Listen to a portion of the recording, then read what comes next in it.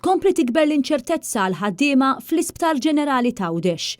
Waħda mid-diffikultajiet li mistennija ġib magħha l-privatizzazzjoni tal-isptar f'Għawdex hija għal dawk il-ħaddiema li ma jkunux jixtiequ li jibqgħu jaħdmu fil-privat. Qabel, minħabba li l-isptar kien tal-Gvern, dawn il-ħaddiema kellhom il-faċilità li jitolbu trasferiment għal dipartiment ieħor f'Għawdex. Madankollu dan issa mhux se jkun possibbli u jekk il-ħaddiema ma jkunux jixtiequ li jibqgħu jaħdmu fl-isptar privat Għawdex, dawn se jkollhom jiġu trasferiti għal Malta. Ikkonfermaw dan ir-rappreżentanti tal-Unions waqt il-programm News Desk ippreżentat minn Ġerom Kalwanaċilja fuq Radio 101.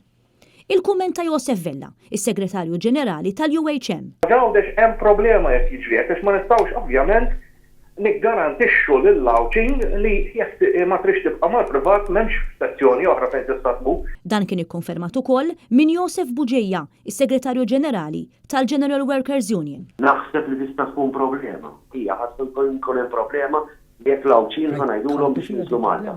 Ir-rappreżentanti tal-Unions kollha konfermaw illi għadhom ma rawx il-kuntratt illi jiffirma l-Gvern għall privatizzazzjoni tal-Isptar Ġenerali Għawdex.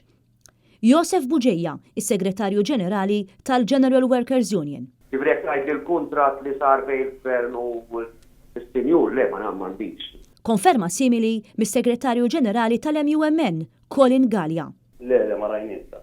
Is-Segretarju Ġenerali tal-MAM, Dr. Martil Banzan, għażel li jwieġeb mod sarkastiku għal mistoqsija dwar jekk rax il-kuntratt li firma l-Gvern għal privatizzazzjoni tal-Isptar Għawdex. Inti qed tistaqsini l-baħġ il-lotterija tal-10 miljuni l-ewwel iġa ħadma l-aħmal kada. Dan wassal għal kritika qawwija min-naħa ta' Josef Vella, is-Segretarju Ġenerali tal-UHM. Ma ħsibx nistgħu nibqgħu għaddejjin f'politika ta' segretezza, ma sarx nibqgħu ngħidu għax dan huwa segret u dan segret u dan imħabba l-business. Dan in-nuqqas ta' trasparenza jkompli jżid fl-inċertezza għal ħaddiema tal-Isptar Ġenerali Għawdex u jkompli anqal aktar mistoqsijiet dwar il-privatizzazzjoni ta' dan l-isptar.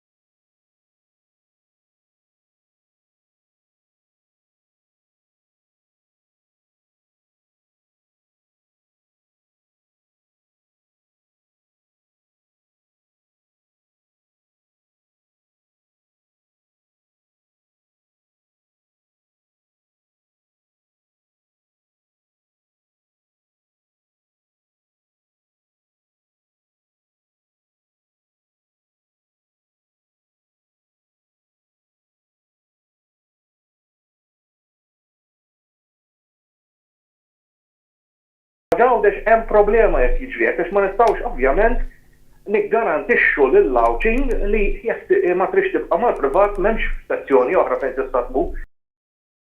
Naħseb li tista' tkun problema. Hija ħadd tkun hemm problema jekk lawċin ma ngħidulhom biex jinżlu Malta. Jibrek ngħid il-kuntratt li sar bejn il-Gvern u l-Istinjur le ma m'għandix. Le ma rajnissa. Inti qed tistaqsini l-baħġ il-lotterija tal-10 miljuni l-ewwel iġa ħadma l-aħmal kada. Ma ħsibx nistgħu nibqgħu għaddejjin f'politika ta' segretezza, ma sarx nibqgħu ngħidu għax dan huwa segret u dan segret u dan imħabba l-business.